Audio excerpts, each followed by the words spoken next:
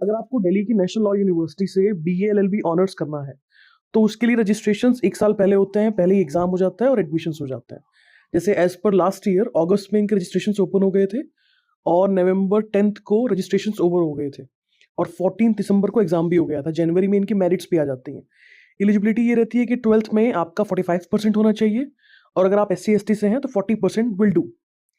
अब इनके test centres जो हैं वो मल्टीपल सिटीज़ में आपको मिल जाएंगे। As you can see Ahmedabad, Bangalore, Bhopal, Bhubaneswar, Chandigarh, Chennai, Dehradun, Faridabad, मतलब ऑल ओवर इंडिया इनके टेस्ट सेंटर्स आपको मिल जाएंगे। एप्लीकेशन फीस जो रहती है वो 3000 रुपीज़ है और it is a very good college for law. तो अगर आपको लॉ के लिए जाना है और आप प्रिपेयर कर रहे हैं या आपका इस साल 12th कंप्लीट हो जाएगा और you want to appear for it, तो आप दिसंबर में इस एग्ज़ाम के लिए अपीयर कर सकते हैं इस साल। इनके यहाँ टोटल 120 सीट्स हैं जिसमें कि 110 सीट्स जो हैं वो एग्ज़ाम के थ्रू एडमिशन लेते हैं। उसमें एज पर दी कैटेगरी रिजर्वेशंस भी रहते हैं। तो टोटल 104 सीट्स जो हैं वो अपार्ट फ्रॉम PWD हैं। 6 सीट्स PWD के लिए रिजर्व रहती हैं। तो ये रिजल्ट आ जाता है उसके तुरंत बाद इनकी काउंसलिंग स्टार्ट हो जाती है। जिन बच्चों का मेरिट में नाम आता है उनको एक पार्शियल फीस पे करके अपनी सीट लॉक करनी होती है। इनका ईयरली फीस ये रहता है, जैसे इसमें कुछ फीस जो है वो पर ईयर जाती हैं और कुछ वन टाइम रहता है। जैसे आपका एडमिशन फीस 10,000 का ये वन टाइम जाएगा।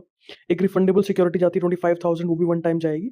बाकी आपका ट्यूशन फीस इनका 1,56,000 है। Then there is academic fees, फिर student welfare fund, utility services और आपका हॉस्टल का और मेस का मिला के इट वुड कॉस्ट यू रफली around 4 lakh rupees per year अगर आप हॉस्टल में रह रहे हैं।